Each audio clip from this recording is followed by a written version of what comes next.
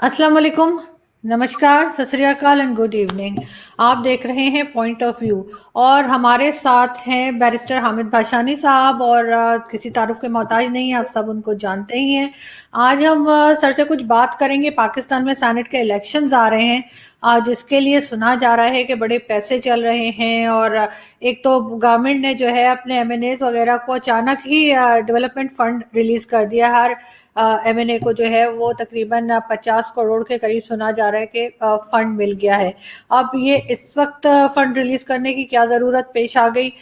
इस पे हम बात करेंगे। दूसरा ये भी बात हो रही है कि एक ऑर्डिनेंस पास करवाया जा रहा है जो कि सदारती ऑर्डिनेंस कहा जा रहा है कि उसके ज़रिए ये होगा कि जो, जैसे कि आप लोग जानते हैं कि जब किसी किस्म के इलेक्शंस होते हैं सेनेट में या पार्लियामेंट में, तो वो सामने नहीं किए जाते। वो जो बैलेट पेपर होता है उसको अलग से पीछे जाके, और इस तरह का तरीका है जो एक इलेक्शन में इस्तेमाल होता है। उसके लिए कहा जा रहा है कि वो ओपन में करवाए जाएं। और पीडीएम जो है वो ये, यानी जो बाकी अपोजिशन पार्टीज हैं, वो कह रही हैं कि ये सुप्रीम कोर्ट पर एक तरह का हमला है। और पीटीआई का ये कहना है कि हम जो है वो पैसे का लेन देन और वोट बेचने की चीज को रोकने की कोशिश कर रहे हैं, इसलिए ये तरीका इस्तेमाल करने पे जोर दिया जा रहा है। तो सर, आप किस तरह देखते हैं इन चीजों को? ये बड़ा इंटरेस्टिंग टॉपिक है जी। बल्कि आप यूं समझ लें कि one of the most important जो टॉपिक्स हैं ना आपकी डेमोक्रेसी से जो मुंसलिक हैं, कि जो पाकिस्तान में स्टेट ऑफ डेमोक्रेसी है उसके साथ जो जुड़े बड़े बड़े क्वेश्चन हैं, उनमें से एक ये है। और इसमें लोगों के पास जो है वो लगता है दो चॉइस रह जाते हैं। एक है कि आप या पैसा लेके वोट दें या खौफ और जबर के नतीजे में वोट दें। यानी ये दोनों जो है ना, आप अगर फ्लिप करके देखें ना, ये कॉइन के दोनों साइड्स हैं, तो उनके सामने जो है वो उनको किस तरीके से एक्सपोज किया जा रहा है रिस्क की तरफ, जो आम मेंबर ऑफ पार्लियामेंट या जो भी मेंबर ऑफ सेनेट है। कि एक तरफ तो ये है कि अगर आप खुफिया तरीके से वोटिंग कराते हैं जैसा कि ट्रेडिशनली हम देखते आए हैं, तो हमने कई दफ़ा ये विटनेस किया कि बहुत ही क्रूशल किस्म के इश्यूज पे सेनेट के मेंबरान जो वाज़े तौर पे अपनी राय का इज़हार कर चुके थे कि अगर ये इशू जो है वो वोट के लिए आता है तो हम इसमें ये वोट देंगे। जैसे कि वो बलूचिस्तान की असम्बली के हवाले से हुआ था, मल्टीपल इश्यूज पे गुज़श्ता 20 साल 30 साल की रीसेंट हिस्ट्री में ही अगर आप देख लें, तो वो जब वाज़े तौर पे हाथ खड़े करके लोग इस चीज़ की वजाहत कर देते हैं कि हमने वोट इस हक में देना है, एक। और दूसरा ये कि सेनेट का कोई भी मेंबर जो रेयरली आज़ाद होता है, क्योंकि मोस्ट ऑफ देम जो है वो इलेक्ट होते हैं पार्टी बेसिस पे। वो जो इलेक्ट्रोल सिस्टम है सेनेट का, उसमें ये लाजमी है कि आप किसी न किसी ग्रुप के साथ मुंसलिक हों, वरना आप इलेक्ट ही नहीं हो सकते। तो वो एक पार्टी लाइन जो होती है उससे बाहर कोई नहीं निकलेगा जिसको कि पार्टी की तरफ से एक सीट मिली है फॉर ग्रांटेड एज ए, जो है वो एक इनाम के तौर पे, तो वो जाहिर है उसको वायलेट नहीं कर सकता। लेकिन हमने देखा कि जब एक तरह का कॉन्फ्लिक्ट चल रहा हो एस्टेब्लिशमेंट वर्सेस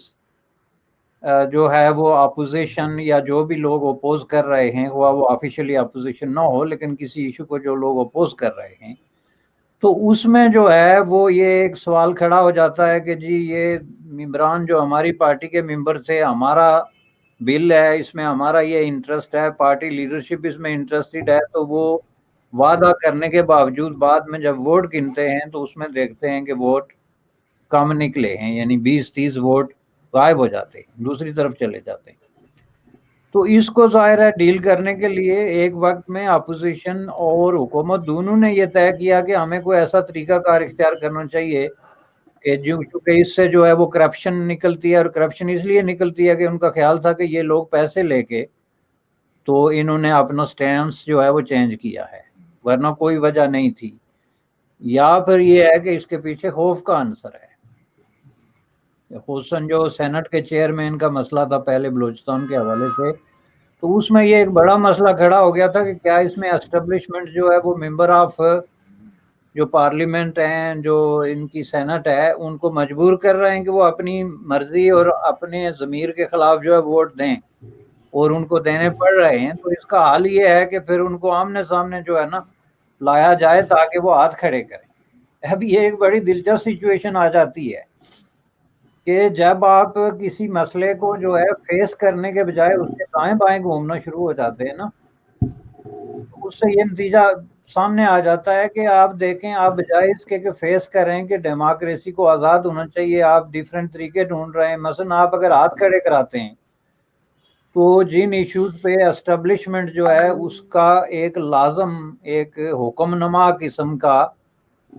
وہ ہے کہ جی آپ نے اس چیز میں ووٹ دینا ہے، تو اس میں ظاہر ہے وہ ہاتھ کھڑے کرنے والے لوگ جو ہیں وہ اتنا رسک نہیں لے سکتے کہ وہ اسٹیبلشمنٹ کی مرضی کے خلاف ہاتھ کھڑا کریں۔ تو اس کا مطلب یہ ہوا کہ پھر دونوں طرف سے آپ خفیہ رکھتے ہیں یا اوپن رکھتے ہیں، دونوں میں جا کے ایک رسک تو انوالو ہے، ایک میں خوف کا رسک ہے، دوسرے میں لالچ کا رسک ہے۔ تو اس پہ سوال یہ نہیں پیدا ہوتا کہ ووٹ جو ہے آپ خفیہ کرائیں یا ووٹ آپ جو ہے وہ ہاتھ اٹھا کے کرائیں، اس میں سوال یہ پیدا ہوتا ہے کہ پاکستان میں ڈیموکریسی کو جو بیڑیاں پڑی ہوئی ہیں، جو زنجیریں ہیں، ان سے اس کو کس طرح آزاد کیا جائے۔ اور جب آپ کے اتنے بڑے ہائیسٹ جو اسٹیمڈ قسم کے ادارے ہیں جیسے سینٹ ہے، اس میں بیٹھے ہوئے ایک شخص کو اپنی رائے کے اظہار کا موقع نہیں دیا جاتا، he is not free to exercise his will اور ہز وش، تو عام آدمی کی وہاں پہ پھر کیا رائے ہے یا اس کی کیا وقت ہے؟ اصل سوال جو ہے وہ یہ کھڑا ہوتا ہے۔ باقی میں سمجھتا ہوں کہ یہ جس چھوٹی چھوٹی باتیں ہیں، دونوں طرف سے کبھی بھی آزادی سے ووٹ جو ہے ایکسرسائز نہیں ہوگا۔ اگر یہ خفیہ بیلٹ ہوگا بیلٹ تو ووٹ بکیں گے جیسے کہ ماضی میں بکتے تھے۔ اگر یہ ہاتھ اٹھانے کا ہوگا تو اسٹیبلشمنٹ جس کو چاہے گی اس کا کان مروڑ کے یا بازو مروڑ کے جس کو کہتے ہیں، تو اس کو اس کا ووٹ دلائے گی۔ تو اس کا مطلب یہ ہے کہ let's talk about the real issue, کہ ریئل ایشو یہ ہے کہ پاکستان کی پارلیمنٹ جو ہے وہ ہر طرح کے خوف، ہر طرح کے لالچ اور ہر طرح کے دباؤ سے جب تک آزاد نہیں ہو جاتی اس وقت تک جو ہے یہ ڈرامہ ہے، اور اس کی صورت میں جو ہے وہ جمہوریت نہیں چل سکتی، چونکہ یہ جمہوریت کے نام پہ فراڈ ہو رہا ہے۔ اور اس فراڈ کی شکل میں جو سب سے بڑا پرابلم ہے کہ لوگوں کا اعتماد اٹھ رہا ہے۔ آپ نے پاکستان کی اسٹریٹس میں عام لوگوں کو اگر آپ نے دیکھا ہو، یا جو آپ کا سوشل میڈیا کنیکشنز ہیں، اس میں یوٹیوب ہے، فیس بک ہے، اس میں لوگوں کے آپ کو کومنٹس دیکھے ہوں، تو لوگوں میں اس وقت اوور ویلمنگ میجارٹی جو ہے ان کے اندر ایک شک کی فضا ہے، ایک ڈاؤٹ ہے جو وہ سسٹم پہ کر رہے ہیں کہ پاکستان میں جو ڈیموکریٹک سسٹم ہے یہ ورک نہیں کر رہا۔ اس کے پیچھے جو طاقتور قوتیں ہیں، پاکستان کی اسٹیبلشمنٹ ہے، جن کے ہاتھ میں اثر و رسوخ ہے، جن کے ہاتھ میں دولت ہے، جن کے ہاتھ میں طاقت ہے، وہ جو ہے جو چاہیں کر سکتے ہیں، وہ عوامی رائے عامہ کو بھی مینیپولیٹ کر سکتے ہیں، اور نتیجے کے طور پہ لوگ اس سے مایوسی کا اظہار کر رہے ہیں۔ یہ جو مایوسی کا اظہار ہوتا ہے نا ایک ڈیموکریٹک سسٹم سے لوگوں کا، اس سے پھر دو نتیجے نکلتے ہیں، یا تو لوگ انقلاب کی طرف جاتے ہیں جس کے نام پہ لوگوں کے ساتھ فراڈ کیا گیا، کہ مثلا جو موجودہ حکومت آئی برسر اقتدار، تو اس کا بھی سب سے بڑا ایشو یہ تھا کہ اس ملک میں گزشتہ 70 سال سے فراڈ ہو رہا ہے، اس ملک میں سیاستدان فراڈ کر رہے ہیں، دھوکہ دے رہے ہیں، چیٹنگ کر رہے ہیں، تو ہم تبدیلی لائیں گے۔ تبدیلی لانے کا مطلب یہ ہے کہ ہم ایک ایسا سسٹم انٹروڈیوس کرائیں گے جس میں یہ سب کچھ نہیں ہوگا، لیکن اس میں اس سے زیادہ ہوا۔ جیسے کہ آپ نے خود فرمایا، سب سے پہلے تو آپ عمران خان صاحب کا وہ ویڈیو لازمی چلائیں اس کے شروع میں جو یہ ڈسکشن ہے، جس میں انہوں نے کہا تھا کہ M L As M N As کو کوئی جو ہے وہ پیسے نہیں دیے جائیں گے جو ممبر آف نیشنل اسمبلی ہیں، چونکہ ان کا کام ڈیولپمنٹ نہیں ہے، ان کا کام قانون سازی ہے۔ اور یہ ایک درست اسٹیٹمنٹ تھی۔ یہ آپ کی جو قانون ساز اسمبلی جس کو آپ پارلیمنٹ کہتے ہیں، اس کے اندر منتخب ہونے والے لوگوں کا کام ہے کہ ملک کی لیجسلیشن اور پالیسی ایشوز پہ ڈسکشن کریں۔ ان کا کام جو ہے وہ سڑکیں، بجلیاں، پانی، یہ چیزیں جو ہیں یہ لوکل گورنمنٹس کا کام ہوتا ہے۔ لوکل گورنمنٹ سے مطلب یہ ہوتا ہے کہ آپ جو ڈی سینٹرلائزیشن آف پاور کا ایک ماڈرن کنسپٹ ہے جو دنیا کے سکسیسفل ڈیموکریسیز میں سکسیسفلی امپلیمنٹ ہوا ہے، اس میں آپ سڑکیں، پانی، بجلی، یہ چیزیں جو ہیں وہ لوکل ٹاؤنز، لوکل سٹیز اور لوکل میونسپیلٹیز کے ذریعے امپلیمنٹ کراتے ہیں۔ یہ کانگریس مین کا یا یہ پارلیمنٹرین کا کام نہیں ہوتا، لیکن آپ نے اتنا بڑا دعویٰ کر کے ہر دعوے کی طرح और मैं समझता हूँ कि जो आपकी कि अगर कोई बुक ऑफ रैकेट है पाकिस्तान की, लोकल बुक ऑफ रैकेट जो कि नहीं है, होनी चाहिए और किसी को मेंटेन करनी चाहिए, अगर नहीं है तो उसमें जो सबसे ज्यादा है गलत बयानी किसी प्राइम मिनिस्टर के खाते में आएगी हिस्ट्री में, वो जो है वो इमरान खान साहब होंगे, क्योंकि हर दूसरे दिन उनका एक बयान आता है जो उनके पिछले बयान की सख्त किस्म की जो है वो नफी होती है। अब उन्होंने आके क्रिटिकल जंक्चर जिसको आप कहते हैं उस पे आके तो मेंबर ऑफ पार्लियामेंट्स को फंड्स का ऐलान कर दिया। सॉरी, तो ये बात है सर। थोड़े दिन पहले, क्या मतलब कल की ही बात है कि DGISPR ने कहा कि जी फौज को ना घसीटा जाए, सियासत में फौज को ना बोला जाए, फौज एक अलग इदारा है वगैरह वगैरह। लेकिन हम तो हमेशा से हिस्ट्री में यही देखते आए हैं कि फौज हर जगह घुसी हुई है, एस्टेब्लिशमेंट हर जगह पे मौजूद है। और इसकी बहुत, अगर रिसेंटली हम एग्जांपल देखें तो हमें परवेज मुशर्रफ की नज़र आती है, जिन्होंने नवाज शरीफ साहब की एक चलती हुई गवर्नमेंट को जिस तरह से गिराया था, जिस तरह से PTV पे हमला हुआ था, और उसके बाद ये कह देने से अब इस साल में ये कह देने से कि जी फौज को ना घसीटा जाए, कौन यकीन करेगा? नहीं, ये उनका बयान काबिल तहसीन है, हम भी उनकी हमायत करते हैं कि फौज को ना घसीटा जाए, लेकिन इस बयान का वाज़ेह मतलब ये है कि वो इस बहुत बड़ी हकीकत से इनकार कर रहे हैं कि फौज जो है वो पाकिस्तान में पॉलिटिक्स में जो है वो घुटनों तक नहीं बल्कि कंधों और सर तक जो है वो डूबी रही है। अगर कोई आदमी इस हकीकत से इनकार करता है तो वो तारीख से नाबल्द है,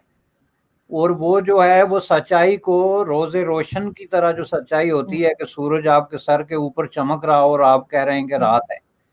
अब इस हकीकत से कौन इनकार कर सकता है कि पाकिस्तान में जो टोटल 70 ईयर्स हैं उसमें से मोर देन 35 ईयर्स जो है वो फौज ने डंके की चोट पे रूल किया है, जबरदस्ती इकदार पे काबज होके। तो इस पे अगर सियासतदान कहते हैं कि फौज जो है वो इस तरह का रोल प्ले ना करे, तो कोई कहे कि नहीं जी फौज का तो रोल ही नहीं है, आप हम पे इल्जाम लगा रहे हैं, तो दैट इज ए बुलशिट। वो जो है एक तरह की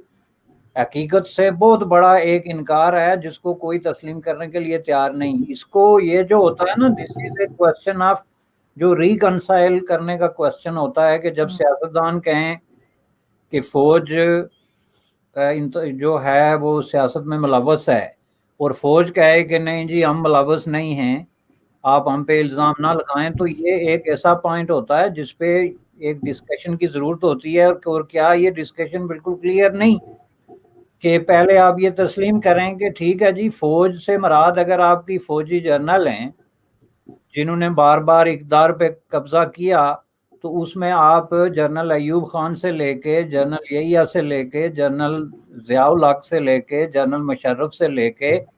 तो आगे जो मौजूदा जर्नल हैं जिन पे तरह तरह के इस तरह के इल्ज़ामात लगते रहे कि इन्होंने फलां की हमायत की और फलां की। एक तो ये हो गए जो फोर फ्रंट वाले जिन्होंने के कॉन्स्टिट्यूशनल अरेंजमेंट को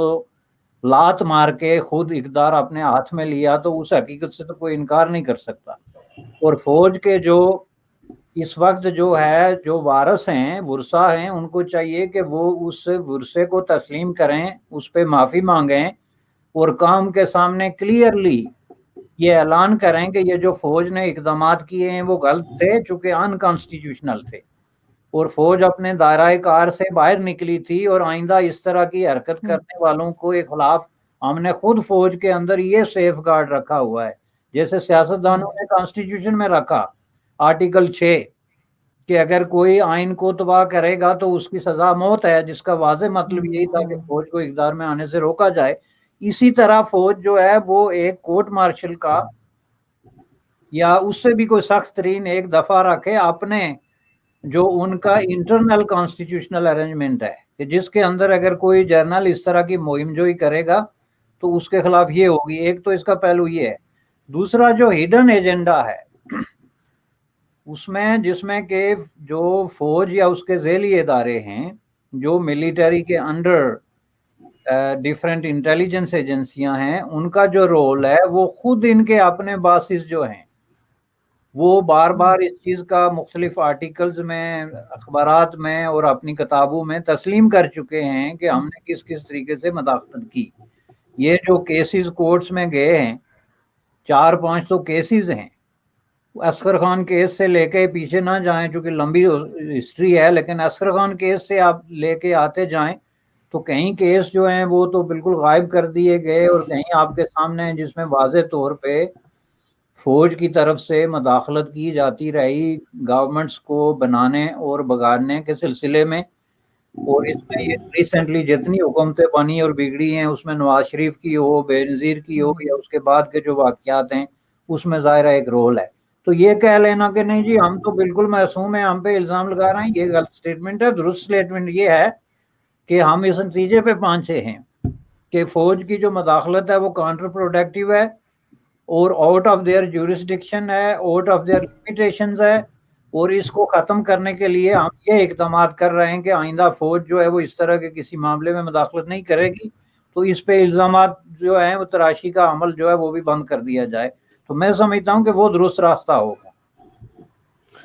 بالکل ٹھیک. لیکن سر ایک چیز اور ہم یہاں پہ بات کرنا چاہیں گے ایکسٹریمزم کی، جو ہم نے پاکستان میں بہت زیادہ بڑھتی ہوئی دیکھی ہے، اور اس میں اس سے ہماری فوج بھی میرا خیال ہے محفوظ نہیں ہے، ہمارے لائرز بھی نہیں ہے، کیونکہ ممتاز قادری کا کیس ہمارے سامنے ہے کہ کس طرح سے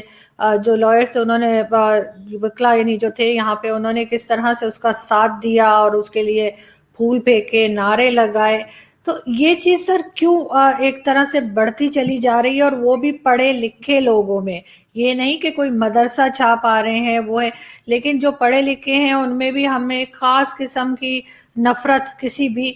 دوسرے مذہب کے لیے، اور ایک جنون کہ اپنے مذہب کے لیے ایک خاص قسم کا جنون، اور وہ بھی ایسا کہ ہم اپنے ہی لوگوں کو جو ہے وہ بعض دفعہ کہہ دیتے ہیں کہ جی یہ مسلمان نہیں ہے اور انہیں نکال دیا جائے، مار دیا جائے، یہ کر جائے. یہ چیزیں جو ہیں یہ اب پڑھے لکھے لوگوں تک پہنچ چکا ہے یہ زہر. نہیں، پہلی بات یہ ہے کہ مجھے یہ جو لفظ پڑھا لکھا ہے نا اس پہ اعتراض ہے اور اس کو ری ڈیفائن کرنے کی ضرورت ہے. چونکہ پاکستان میں سنس جنرل ضیاء الحق 1980 کے بعد جس طرح کا وہاں پہ ماحول کریٹ کر دیا گیا اسکولوں میں، کالجز میں اور یونیورسٹیز کے اندر، اس میں جو لوگ پڑھ لکھ کے باہر آتے ہیں ان کو پڑھا لکھا کہنا میں سمجھتا ہوں کہ اس لفظ کا جو مفہوم ہے اور جو اس کا اصل مقصد ہے اس سے یہ متصادم ہے. پڑھا لکھا کا مطلب یہ ہوتا ہے کہ آپ ایک ایسی سوسائٹی کے اندر جو ہے وہ ہوتے ہیں جس میں کہ آپ ایک انسٹیٹیوشن کے اندر بیٹھے ہوئے ہیں، ایک انسٹیٹیوشن کے اندر، اس میں آپ کو سوچنے کی آزادی ہونی چاہیے اور جو کچھ آپ سوچ رہے ہیں اس کو ایکسپریس کرنے کی آزادی ہونی چاہیے. میں آپ کو ایک چھوٹی مثال دیتا ہوں کہ فار ایگزامپل آپ ایک کلاس روم میں بیٹھے ہوئے ہیں جس میں فلسفہ ہے یا انگلش کی کلاس ہے یا اردو ادب کی کلاس ہے یا کسی چیز کی کلاس ہے، تو اس میں اگر اسٹوڈنٹ کو یہ اختیار نہیں ہے کہ اس کو سوچنے کی آزادی ہو کہ یہ بات ایسے نہیں ایسے ہے ایک، اور پھر اس آزادی کو ایکسپریس کرنے کی آزادی ہو کہ جی میں سوچتا ہوں کہ یہ پروفیسر صاحب آپ جو فرما رہے ہیں یہ بات نہیں بلکہ میری رائے میں یہ بات ہے، تو اس پہ اس کو ڈسکشن کی آزادی ہو، تو پھر اس کو کہتے ہیں علم اور پڑھا لکھا کہ بندہ جو ہے وہ ایکسچینج آف آئیڈیاز کرتا ہے. آپ اگر یونیورسٹی اسٹوڈنٹ کو پی ایچ ڈی لیول پہ پرائمری اسکول کے بچے کی طرح بٹھا کے تو صرف لیکچر دیں اپنا لکھا ہوا، اور اس کو نہ سوچنے کی آزادی ہو، نہ ری ایکشن کی آزادی ہو، نہ ایکسپریشن کی آزادی ہو، تو وہ ظاہر سیکھ کچھ نہیں رہا ہے. آپ اس کے دماغ کو ایک خاص قسم کے سانچے میں ڈال رہے ہیں جس کو آپ ایک ٹریننگ تو کہہ سکتے ہیں، لیکن یہ علمی طور پہ اس کے لیے کوئی سود مند چیز نہیں ہے. ہماری جو یونیورسٹیز اور کالجز ہیں ان کے اندر ٹریننگ ضرور دی جاتی ہے کہ اس کو جی انجینئر بنا دو، اس کو پلمبر بنا دو، اس کو فارماسسٹ بنا دو، اس کو سائیکالوجسٹ بنا دو، وہ بن جاتے ہیں، اس کی اے بی سی چلو ان کو پڑھا دی جاتی ہے. لیکن ان کے جو علم کی سطح ہے وہ میں سمجھتا ہوں کہ وہ اگر ان کو پیدائشی طور پہ نیچرلی چھوڑ دیا جائے تو وہ زیادہ بہتر ہوتی. چونکہ ان کو جو کچھ آپ پڑھا رہے ہیں اس کا اس دنیا سے تعلق ہی کوئی نہیں ہے. پہلی بات یہ ہے کہ 80% تو آپ اگلے جان کی تعلیم دے رہے ہیں، اور وہ بھی ایک ایسی تعلیم جس پہ کوشچن اٹھانے کی اجازت ہی نہیں ہے.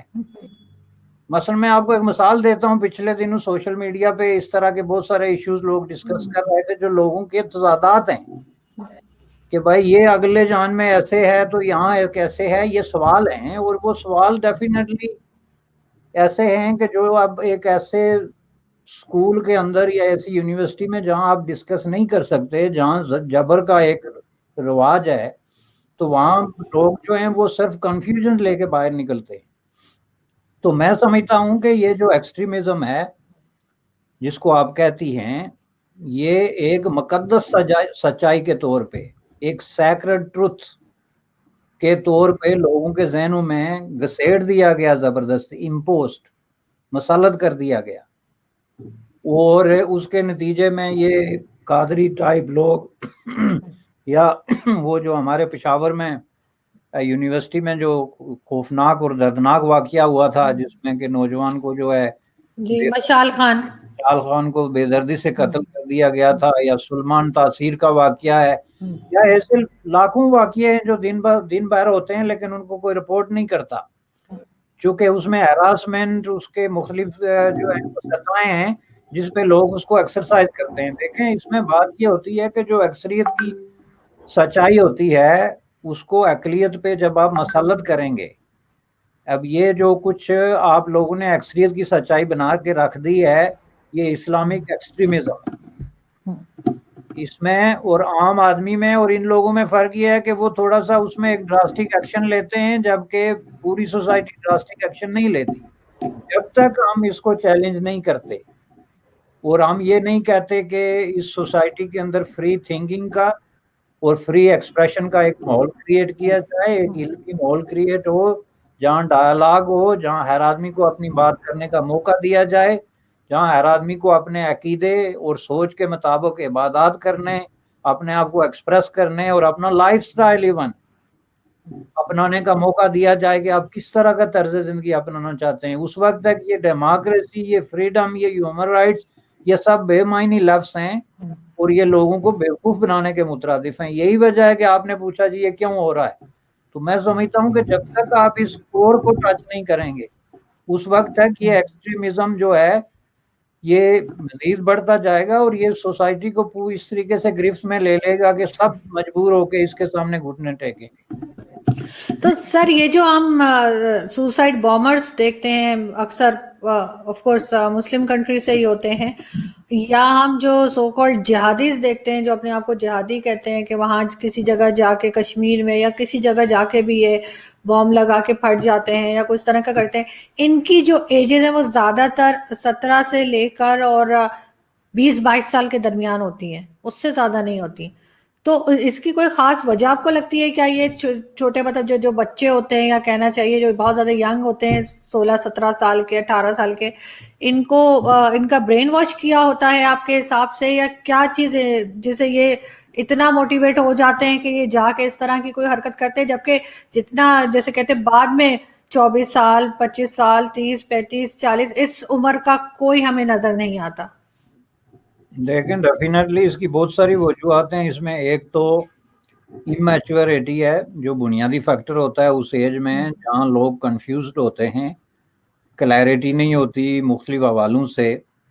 سیکنڈلی وہ بہت زیادہ ایموشنل ہوتے ہیں اور ایموشنلی سوچتے ہیں، ریشنلی سوچنے کی بعد میں جو ہے وہ شروع کرتا ہے بندہ. اور تھرڈلی جو ہے ان کو ایکچولی برین واش کیا جاتا ہے، اس میں کسی شبے کی گنجائش نہیں. اور آپ یہ دیکھیں ہسٹوریکلی اسلام کے اندر this is not the first time کہ یہ جو کلیرک لوگ ہیں وہ اس طرح کی یوتھ کو جو ہے وہ مس گائیڈ اور برین واش کر رہے ہیں. یہ ہسٹوریکلی ہوتا رہا، اور جب کبھی بھی یہ ہوتا رہا اس میں جو ہے وہ ہمیشہ انہوں نے ٹارگٹ کیا 16 سے 18 سال کے نوجوانوں کو، چونکہ وہ ایک اتنا بلینک قسم کا مائنڈ ہوتا ہے، emotionally charged, highly ڈریمی kind of جو ہے ان کا، کہ اس کو بہت ایزیلی اپنے فٹ پرنٹس جو ہیں آپ ان میں ڈال سکتے ہیں. اسلام میں یہ جتنے خارجی اور اس طرح کے آپ اگر پوری تاریخ پڑھیں تو اتنے ایکسٹریمسٹ فرقے آئے انہوں نے ہمیشہ نوجوانوں کو جو ہے وہ استعمال کر کے، اور اسپیشلی جنت جو ہے وہ نوجوانوں کے لیے ایک بہت بڑی اٹریکشن ہے. وہ جنت کی جو تصویریں ہمارے علماء کرام مزے لے لے کے بیان کرتے ہیں، وہ تو بہت ہی بڑی اٹریکشن ہے. اس کی وجہ کیا ہے کہ نوجوان ظاہر ہے وہ ایک ایج ایسی ہوتی ہے جس میں کہ پیشنس اور چیزوں کو اس طریقے سے دیکھنے کا وہ جو ہے وہ بہت کم ہوتا ہے. آپ کو یاد ہوگا کہ ایک فرقے نے تاریخ اسلام میں انفیکٹ جنت کریٹ کر دی تھی. ایک جگہ پہ انہوں نے نوجوانوں کو اکٹھا کر کے تو باقاعدہ اعلان کر دیا تھا کہ یہاں جنت ہے، جہاں انہوں نے مصنوعی نہریں بنا دی تھی، حوریں بٹھا دی تھی، اور ان کو نشے میں مبتلا کر کے تو یہ باور کراتے تھے کہ یہ جناب آپ جو ہے وہ جنت میں رہتے ہیں. تو ایگزیکٹلی اس کا ریپلیکا آپ کہہ سکتے ہیں جو انہوں نے کیا، کہ یہ جو بچوں کو افغانستان یا کشمیر میں جو ہے وہ مروانے کے لیے بھیجا. یہ جو لفظ شہادت استعمال ہوتا ہے نا، شہادت ایک والنٹیئر کانسیپٹ ہے اسلام میں. جب ایک آدمی نوئنگلی اور کانشیسلی اسلام کے نام پہ یا جہاد کے نام پہ اپنے آپ کو قربان کرتا ہے، اور اس کے ان نوٹ سے اور اس کے ایفیکٹ سے وہ واقف ہوتا ہے پورے طریقے سے. لیکن جب کسی آدمی کو آپ اس طریقے سے برین واش کر کے تو بھیجتے ہیں اور مرواتے ہیں، تو اس کی قبر پہ شہادت کے جو ہے آپ کتبے لگاتے ہیں، تو یہ بہت بڑا فراڈ ہے. اس کو آپ شہادت نہیں کہہ سکتے، چونکہ وہ تو آپ نے بندے سے خودکشی کرائی جو اسلام میں حرام ہے. اور اس میں بہت سارے علماء کرام پہلے سے فتوے دے چکے ہوئے ہیں تاریخ میں کہ اس طرح کا کوئی عمل جو ہوتا ہے جس میں ان والنٹیئر قسم کا ایکٹ ہو، اس کو آپ اس طرح شہادت نہیں کہہ سکتے. تو یہ جو کشمیر اور افغانستان میں لوگوں کو اتنے بڑے پیمانے پہ نوجوان نسل کو مروایا گیا، ان کی زندگی بے معنی قسم کے کاز پہ جو ہے وہ ختم کرا دی گئی، اور پھر اس کے نام پہ سے ہستیں ہو رہی ہیں، چندے ہو رہے ہیں، قبریں بن رہی ہیں، قبر پرستیاں ہو رہی ہیں، برسیاں بن رہی ہیں. یہ سب فراڈ، دھوکے اور ایک طرح کی جو ہے وہ سلسلہ ہے بے حسی کا جو جاری ہے، ایز اٹ از جاری ہے. یہ سارے لان تان کے باوجود اور انٹرنیشنل ریزولوشنز اور انٹرنیشنل پریشر کے باوجود آپ یہ دیکھیں کہ پاکستان میں سوسائٹی کا ایک سیگمنٹ آج بھی پورے طریقے سے اس پروسیس میں جو ہے وہ لگا ہوا ہے. سر ہم نے کسی دوسرے اسلامک کنٹری میں یہ چیز نہیں دیکھی جو پاکستان میں ہے کہ دوسرے مذہب سے نفرت یہاں پہ سکھائی جاتی ہے. باقی کنٹریز بھی تو ہیں جو اسلامک اسٹیٹس ہیں، وہاں پہ تو میں نے کبھی نہیں سنا کہ وہ کسی دوسرے مذہب سے نفرت سکھاتے ہوں. یہ صرف پاکستان میں ہی کیوں ہوتا ہے؟ اس کی ایک بڑی وجہ تو یہ ہے کہ پاکستان میں دیکھیں بنیادی طور پہ جو اسلام پہ اجارہ داری جو ہے وہ کلیرکس اور ملائیت کی ہے، جو اسلام کو توڑ موڑ کے تو صرف اس شکل میں پیش کرتے ہیں جس سے ان کو معاشی فائدہ ہوتا ہے. اس کی نسبت جو دوسرے کنٹریز ہیں ان میں تو یہ بھی موجود ہے. یہ بات نہیں کہ آپ نے نہیں سنی، لیکن اس میں بھی مصر ہے، شام ہے، بہت سارے ایسے ملک ہیں جن میں ہسٹوریکلی اس طرح کے ایکسٹریمسٹ گروپ جو ہیں. بلکہ یہ میں آپ کو بتا دوں کہ ایکسٹریمزم میں ایک بڑا جو کنٹریبیوشن ہے فکری قسم کا انٹلیکچوئل کنٹریبیوشن، وہ وہیں سے آیا ہے. بہت سارے ان کے جو فنڈامنٹلسٹ پرانے رائٹرز ہیں انہوں نے اس کا انپٹ دیا ہے. وہاں پہ یہ مسلم برادرہڈ جو اخوان المسلمین پہلی اسلامی دنیا میں پہلی فنڈامنٹلسٹ آرگنائزیشن جو ہے وہ وہیں پہ بنی، اور اس کی پھر مختلف برانچیں جو ہیں وہ انٹرنیشنلی پھیلی ہیں. لیکن پاکستان میں چونکہ بنیادی طور پہ سوسائٹی جو ہے وہ بہت بڑے ظلم اور ناانصافی کا شکار ہے. وہاں پہ بہت بڑی غربت ہے، طبقاتی تقسیم ہے، لوگوں پہ ظلم ہوتے ہیں. وہاں پہ جو پریویلیج کلاس ہے اس کو کوئی پرواہ نہیں کہ عام آدمی جو ہے اس کے ساتھ کیا ہو رہا ہے. جو سڑکوں پہ پڑے ہیں، جو عدالتوں کے سامنے 40 سال سے اپنے مقدموں کے فیصلے کے انتظار میں مر رہے ہیں تو مر رہے ہیں. کوئی ہاسپٹل کی راہداریوں میں ایڑیاں رگڑ رہے ہیں تو رگڑ رہے ہیں، اس کی کسی کو پرواہ نہیں. تو یہ جو انجسٹس ہے یہ پھر ایک فیول دیتا ہے سوسائٹی کے اندر اس طرح کی جو ہے وہ. اس کا مطلب یہ ہرگز نہیں ہے کہ injustice is a justification for Islamic terrorism, لیکن اس میں ان کو ایک موقع ملتا ہے کہ وہ لوگوں کے جذبات ابھار کے کہ تمہارے ساتھ یہ ظلم ہو رہا ہے اور اس کا کوئی خاتمہ نہیں، لہٰذا تم بندوق اٹھاؤ اور سرحد کراس کر کے کشمیر چلے جاؤ یا افغانستان چلے جاؤ. یہ ایک شارٹ کٹ راستہ ہے تمہارے اوپر ہونے والی ظلم اور ناانصافی سے چھٹکارا اور جنت میں پہنچنے کا. یہ اصل میں فلسفہ ہے. سر اس سے نکلنے کا کوئی طریقہ، میں آخری میں آپ سے یہی پوچھنا چاہوں گی کہ اس سے نکلنے کا کوئی طریقہ ہے، کوئی ایسی چیز جس سے جو ہماری نئی جنریشن ہے اس کو بچایا جا سکے، سمجھایا جا سکے؟ بالکل ہے جناب، اس کا واحد طریقہ اور جو ہے وہ ہے آپ کے نصاب تعلیم میں، یعنی جو آپ کی ٹیکسٹ بکس ہیں اور جو کچھ آپ بچوں کو پڑھاتے ہیں اسکولوں میں، کالجز میں، یونیورسٹیز میں، اس کو بدلنے کی ضرورت ہے۔ بچوں کو وہ تعلیم دی جائے جو دنیا بھر کے ملکوں میں دی جاتی ہے،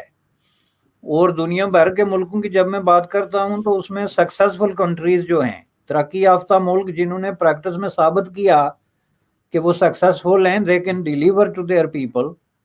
وہاں پہ جسٹس ہو سکتا ہے، وہاں پہ یہ ناہمواریاں ختم ہو سکتی ہیں، ظلم کو روکا جا سکتا ہے، یہ ساری چیزیں جو انہوں نے ثابت کر کے دکھائی، یہ کوئی دعوے نہیں ہیں کہ ہر 2 سال بعد، ہر 3 مہینے بعد آپ کا دعویٰ بدلتا رہے کہ جی پہلے یہ تھا تو اب یہ ہو گیا، اب یہ ہے تو کل یہ ہو جائے گا۔ تو ان کی جو ہے آپ دیکھیں کہ وہاں کیا پڑھاتے ہیں، دیکھیں دنیا میں سب سے زیادہ جو بک پرنٹ ہوتی ہے اور پڑھی جاتی ہے وہ بائبل ہے۔